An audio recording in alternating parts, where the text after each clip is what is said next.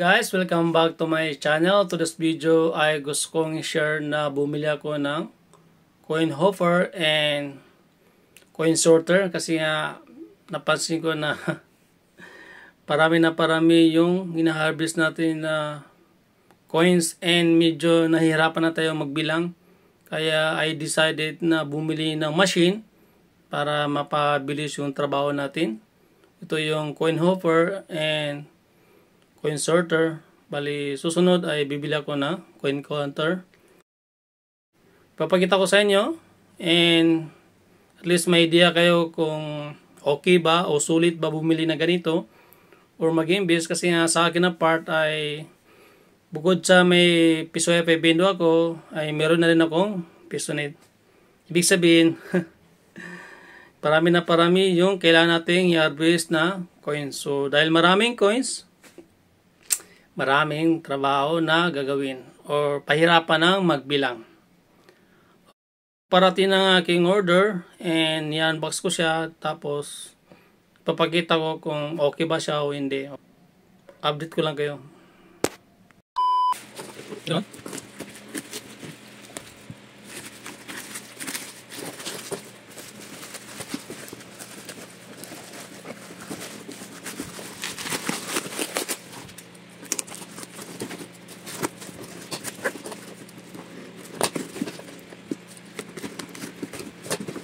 Sunset mo ba?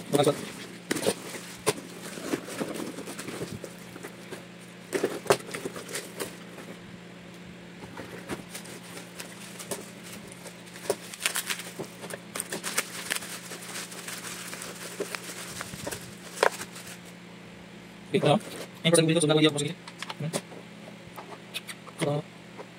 Okay, so maya, gawa na. Sort na mga ganito.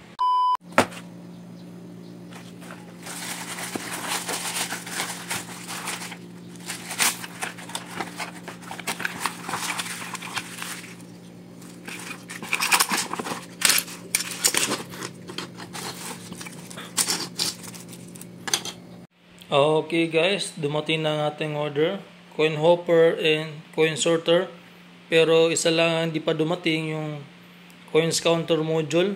Para saan yun? Ito yung device na i-connect dito sa sensor para siya na mismo magbilang. Kontrolado niya yung itong machine na to, coin hopper, kasi kung wala yun, ang mangyari, continue siya mag-spin, continue yung kanyang pagbilang, kumpara doon sa coin counter module na siya mismo magkukontrol dito. Yan, dumating na siya. And mamaya, susubukan natin.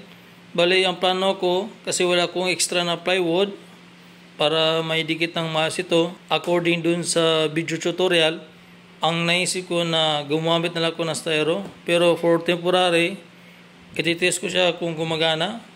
I-try ko man i-test.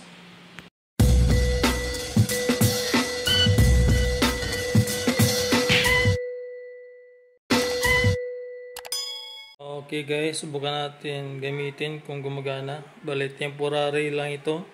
Hindi ko nalagay yung coin sorter kasi wala sang support para malagay dito. Kasi wala pa yung ginawa kong divider. And subukan na lang natin.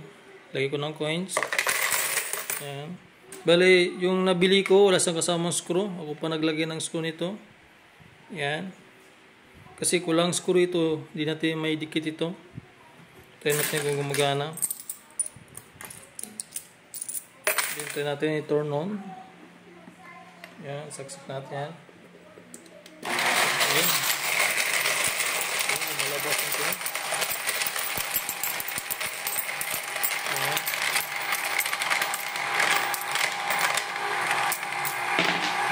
Okay. So, wala na coins. Try natin ulit. Lagyan.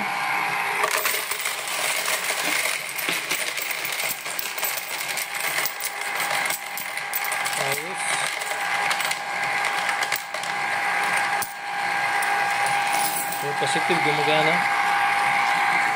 Ngayon, dahil gumagana siya, gagawa ko ng divider, pati yung lalagyan nito para stable na siya. At least meron kayo idea na gumagana ito ating coin hopper, and hindi ko pa na-try yung coin sorter.